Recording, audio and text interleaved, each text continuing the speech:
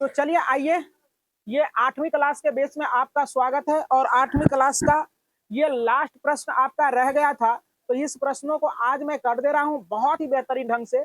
आपको हमने सारे नियम, सारे ही गुण धर्म को पढ़ा रखे हैं, जैसे कि योज तत्समक, गुणात्मक नियम, गुणा का सहचर नियम, योज प्रतिलोम, वितरण नियम, समरक नियम, गुणात्मक नियम, योज का सहचर नियम, गुणा का क्रम विनिमय नियम, योग का क्रम विनिमय नियम, ये सारे चीजों पर हमने चर्चा पहले थ्योरी क्लास में कर रखा था। तो यदि आपको याद होगा तो सारे बच्चे यहाँ बैठे हुए हैं, क्या हमने पढ़ाया था ना? तो चलो, सबको याद है ना? जिस बच्चे को याद होगा उससे मैचिंग आप करना है। तो चलिए पहले समझने का प्रयास करते हैं। योज तत्समक नियम क्या है?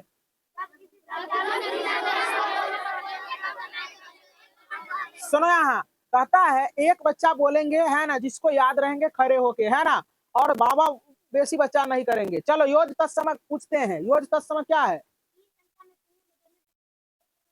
हाँ, किसी संख्या में शून्य को जोड़ने पर कोई परिवर्तन न आवे तो उसे हम लोग क्या कहते हैं? योज तत्समक। तो चलो देखो यहाँ, अब देखो ये 6 नंबर को देखने का कोशिश करो।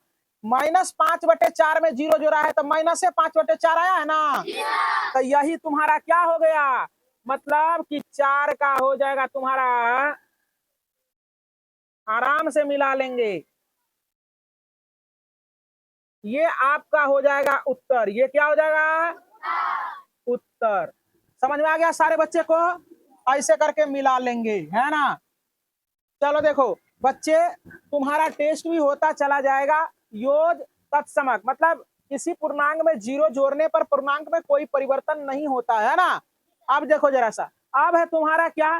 गुणात्मक तत्समक। गुणात्मक तत्समक। तो गुणात्मक तत्समक क्या होता है, तू बोलो ना। एक जोड़ने नहीं, गुना है। तो गुणात्मक तत्समक में हम लोग पढ़े थे कि जब किसी संख्या में 1 से गुना करेंगे तो कोई परिवर्तन होगा, तो उसको गुणात्मक तत्समक कहते हैं। क्या कहते हैं? जैसे कि देखो -8/3 में 1 से गुना किए तो वही चीज आ गया ना। तो क्या कितना से मिलेगा ये? चलो देखो, सुंदर सुंदर मिलाने का कोशिश करेंगे। देखो मिल गया ना, चलो मिलाते जाओ। अब आगे देखो, कहता है गुणा का साचर नियम। ध्यान से सुनेंगे, साचर नियम हम लोग समझ रखे थे। साचर नियम में 3 पूर्णांकों को पहले 3 पूर्णांकों को 3 पूर्णांक में पहले 2 पूर्णांक को लिए थे एक साथ, और इसके बाद अंतिम से 2 पूर्णांक को लिए थे एक साथ। तो यहाँ गुणा है तो वैसा होना चाहिए, किसमें? गुणा में होना चाहिए। किसमें होना चाहिए? गुणा में वैसा होना चाहिए कि नहीं होना चाहिए? तो देखो यहाँ गुणा का, देखो गुणा में 3 पूर्णांक, 1 2 3, 3 गो संख्या है ना। तो 3 गो में पहले 2 गो को लिए, और देखो 3 गो 1 2 3 है, बाद में 2 गो को लिए है ना, एगो को छोड़ दिया। गुणा का चिन्ह है सब जगह, यहाँ भी नहीं कुछ तो गुणा का चिन्ह है। तो ये क्या हो जाएगा आपका? 5 का क्या हो जाएगा? 5 का सी। आराम से मिलाएंगे, सही सही मिलाएंगे, है ना।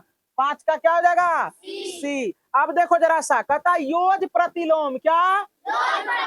तो योज प्रतिलोम कोई बच्चे बोल सकते हैं क्या? क्या बोलो? हाँ, बहुत अच्छा, जोरदार ताली। कहता है किसी संख्या में उसी संख्या के विपरीत चिन्ह लगाकर जोड़ते हैं तो उसका योगफल 0 प्राप्त होता है ना। तो जरा सा देखो, -7/4 है, माइनस में है, तो इसी का विपरीत चिन्ह प्लस चिन्ह लगा के जोड़ दिया है ना, तो 0 प्राप्त हो गया है। तो 10 का क्या हो जाएगा? डी। 10 का सारे बच्चे को समझ में आ रहा है ना? 10 का डी। बहादुर, तू लोग गुण धर्म याद कर लिया इसलिए तुमको समझ में आएगा। चलो देखो, अब देखो क्या है? वितरण नियम। क्या रे?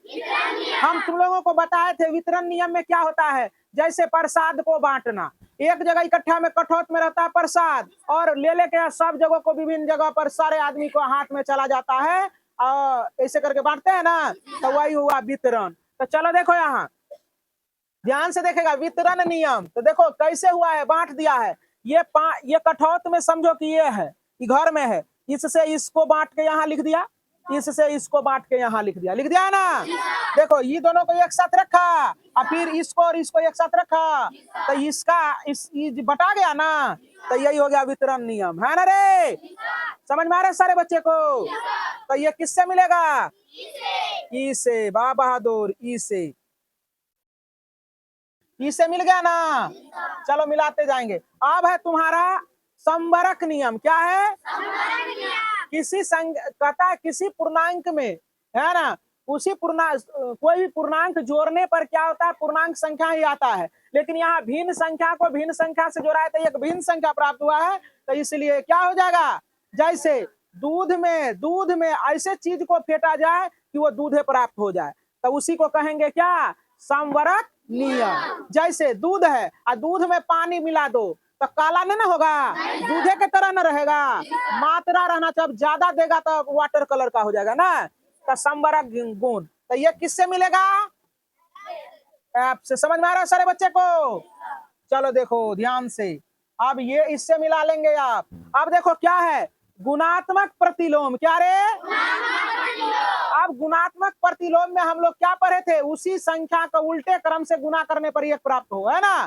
तो गुणात्मक प्रतिलोम देखो, ये देखो 5/3 है, इसी का उल्टा 3/5 कर दिए तो क्या हो गया? 1 हो गया ना। तो ये गुणात्मक प्रतिलोम आपका ये हो गया, है ना। समझ में आ रहा है सारे बच्चे को? तो ये आपका गुणात्मक प्रतिलोम हो गया, गुणात्मक प्रतिलोम। अब देखने का प्रयास करें। अब कहता है योग का सहचर नियम। योग का 3 पूर्णांक में पहले 2 और अंतिम से 2, है ना, लेके जोड़ का चिन्ह लगल होगा, उसी को कहते हैं योग का सहचर नियम। तो देखो योग का सहचर नियम ये हो गया, 3 पूर्णांक में 1 2 3, तीन भिन्न में क्या किया? पहले 2 को लिया और इसके बाद क्या किया? बाद वाले 2 को लिया, तो आपका इससे मिल जाएगा ना। समझ में आ रहा है सारे बच्चे को? तो आप इससे मिला लोगे।